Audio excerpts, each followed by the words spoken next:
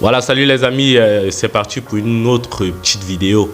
Là, on ne va pas déballer sur nos joueurs, on va parler de quelque chose qui m'a un peu choqué hier.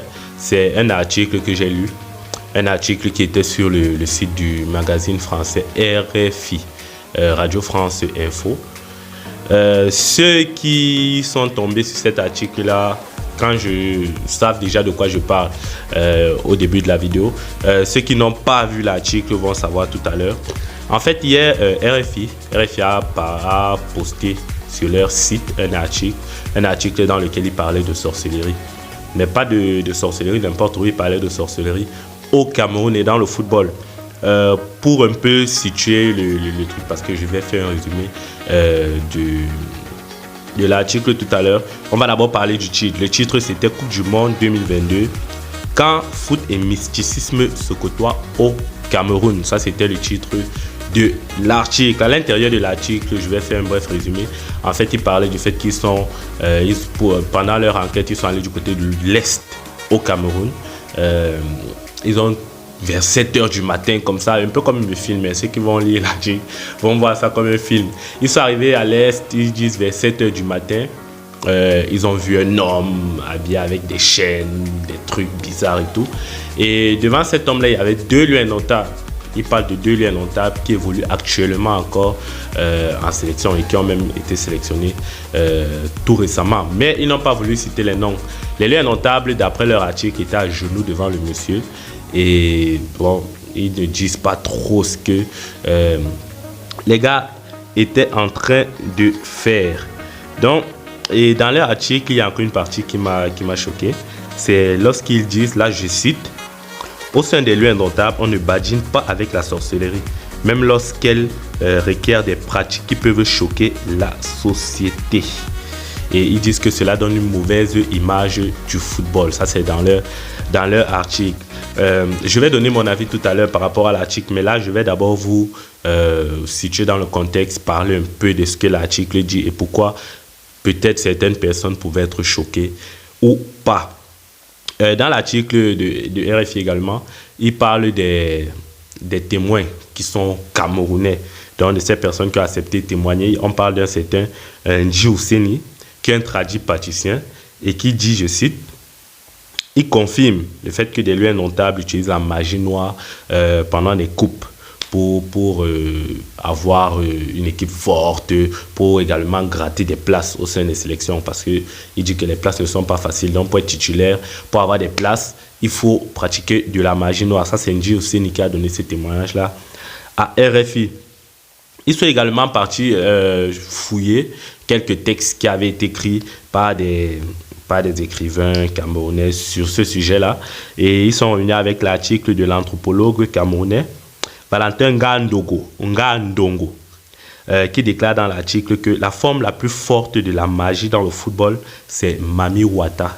Voilà, une divinité aquatique qui protège les gardiens du but, qui protège les gardiens de but et empêche les buts de l'adversaire. Donc, ça protège le gardien et ça empêche que l'équipe adverse marque. Donc, André Onana, s'il part voir Mami Wata, il n'encaisse pas et peut-être ne se blesse pas. Donc, du coup, il est protégé. Ça, c'est ce que l'anthropologue camerounais Valentin Ngandongo dit dans son article. Et il faut également voir quelqu'un que vous connaissez peut-être très bien, quelqu'un qu'on a vu à la télé, le journaliste Jean-Bruno Tagne, qui a fait cette déclaration, je cite, les places vont se vendre cher, très cher pour participer à la Coupe du Monde. Il y a ce qu'on appelle la préparation psychologique, qui veut dire en réalité recours aux pratiques mystiques. Et il ne s'est pas arrêté là. Il a affirmé avoir vu certains joueurs et qui lui ont dit que des nuits du côté du stade Omnisport à Yaoundé, pour ceux qui connaissent, il y a des pratiques occultes là-bas, des personnes qui égorgent des bœufs et versent le sang des bœufs sur les joueurs. Là, le journaliste Jean-Bruno Tagne dit que c'est des joueurs qui lui ont fait cette révélation-là.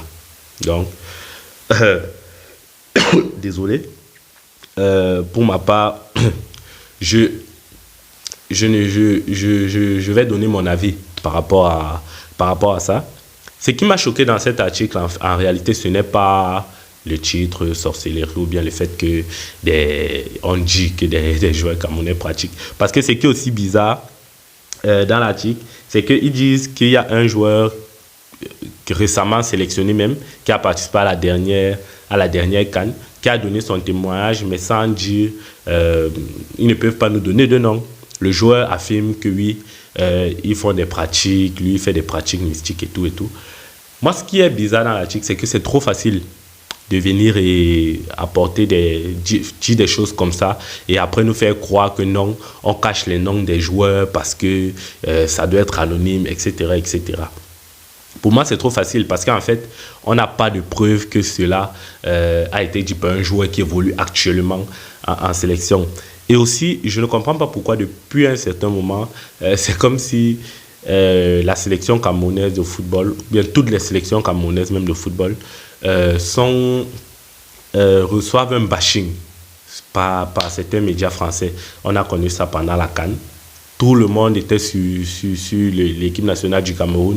On a connu même ça pendant la simple Coupe du Monde militaire récente là, où, parce que le Cameroun faisait des scores incroyables, on a commencé à dire que les joueuses ne sont pas des filles de l'armée, elles sont vieilles, ceci, cela, machin, ce sont des footballeuses et tout. Je ne comprends pas pourquoi l'équipe nationale du Cameroun subit ce bashing des médias français. L'histoire de sorcellerie, quand ils disent par exemple que dans leur article, ils disent la sorcellerie n'est pas anodine au Cameroun, on ne badine pas avec la sorcellerie au Cameroun. Est-ce que c'est seulement au Cameroun, en Afrique, qu'on entend parler de sorcellerie dans la sélection? Moi, je ne pense pas. On a entendu ça au Sénégal, on a entendu ça au Gabon, on a entendu au Bénin. Pourquoi maintenant faire... si on veut même dire Coupe du Monde, est-ce que le Cameroun est le seul pays africain à aller en Coupe du Monde? Pourquoi c'est seulement sur le Cameroun qu'on s'acharne? Et comme je disais, le fait de dire des joueurs anonymes, on ne peut pas dire les noms. Pour moi, c'est trop vague, c'est trop facile. C'est comme si nous aussi, on peut se lever, on écrit un article, après on dit, bon, dans la sélection française, par exemple, il y a des joueurs qui font de la sorcellerie, mais ils nous ont même donné des témoignages, mais on ne peut pas dire leur nom. C'est trop facile.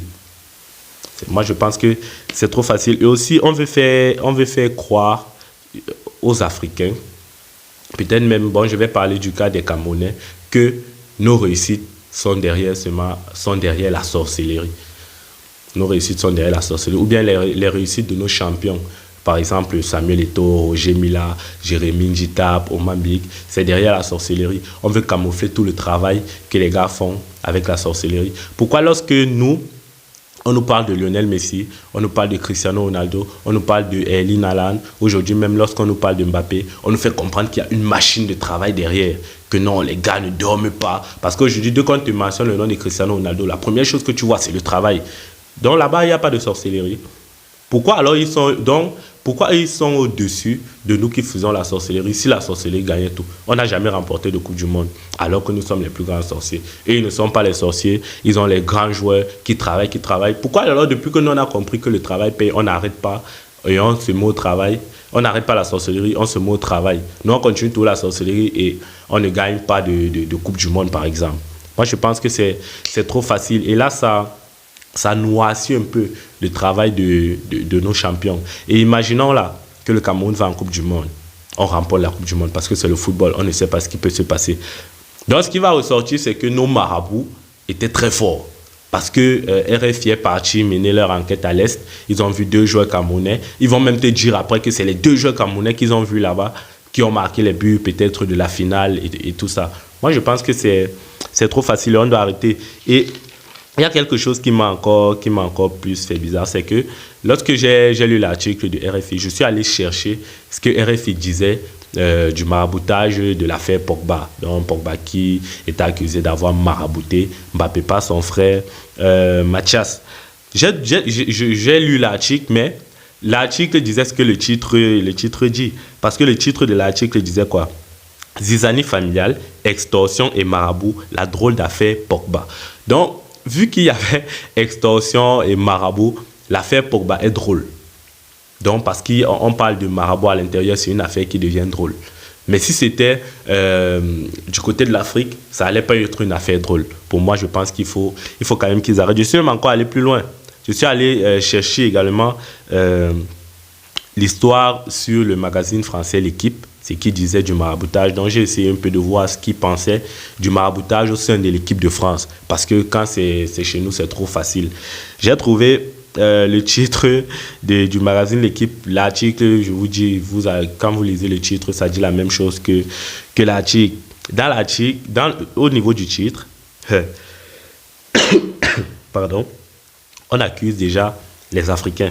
Le titre dit quoi? Les Africains, le magazine français L'Équipe accuse les Africains le magazine français L'Équipe accusait les Africains, jouant en équipe de France, d'être à la base de l'émergence de la sorcellerie. Vous-même lisez un peu le titre de l'article de L'Équipe. C'est quand même assez incroyable, les amis. Pour moi, donc, même lorsqu'il y a sorcellerie et que ce n'est même pas en Afrique, on réussit toujours à dire que non, c'est l'Afrique et tout ça là. Et aussi, il y a quelques années, il y a eu une histoire de sorcellerie, c'était du côté de Montpellier. Montpellier qui voulait gagner des matchs, ils avaient fait appel à un sorcier du côté du Sénégal, parce qu'ils voulaient remporter des matchs. Bien évidemment, le score que le marabout avait donné, selon le président de Montpellier, père à son âme, M. Nicolas, qui est décédé il y a quelques années, le score que le marabout avait donné, c'était le score qui avait été dans le match. Il y a également une autre histoire. Il y a un ex-président du PSG qui avait également contacté un marabout parce qu'il souhaitait gagner une rencontre. Le marabout lui avait dit que son équipe va gagner 5-0. Pour la petite histoire, il raconte que lorsqu'il a appelé le marabout lui a dit que, ça c'est lui Nicolas, le marabout lui a dit qu'il voulait un poulet blanc, un poulet. Ils étaient tous dans une salle. Le marabout sénégalais a égorgé le poulet. Il lui a dit que le sang du poulet, la personne que ça touche joue le match. La personne que ça ne touche pas sort de la salle et ne joue pas le match. Et ils ont respecté les consignes du marabout parce qu'après avoir coupé la tête du poulet dans la salle, le poulet a commencé à courir dans toute la salle avec la tête coupée d'après le président de Montpellier. Et c'est comme ça que le sang allait de tous les côtés. Ça touchait certains joueurs, d'autres non. Et le Montpellier a gagné son match. Et là, ce n'était pas du côté de l'Afrique. C'était peut-être un marabout africain qui est arrivé, mais c'était du côté de la France que ça s'est pratiqué.